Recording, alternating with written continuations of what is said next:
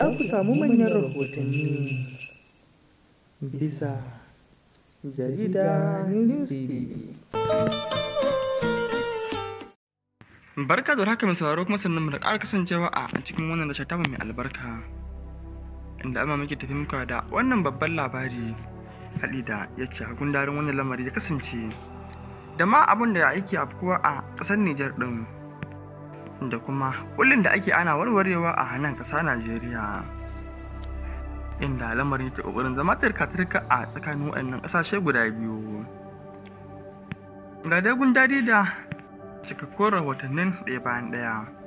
Mai sauraro kafin nan idan har ka bako ne a wannan tashar tamu mai albarka, ka dangwala mana subscribe haɗi da ƙararrawa sanarwa domin kasance tare da mu a kodayaushe da zarar mun saki manyan rahotanninmu. A bisa rahoton da ya fito daga ƙasar Nijar ɗin, rahoton ya bayyana cewa shugaban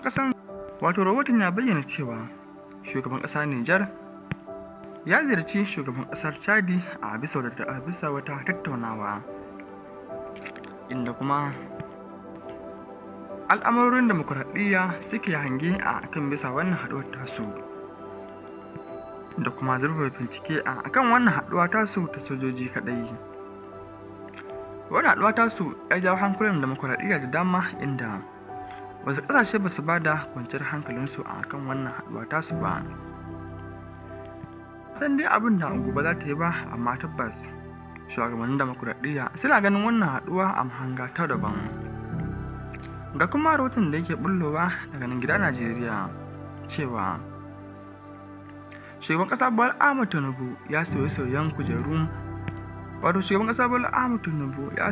kujerun ministocin tsaro ne saboda sauye-sauye da aka samu a tsarin mulki,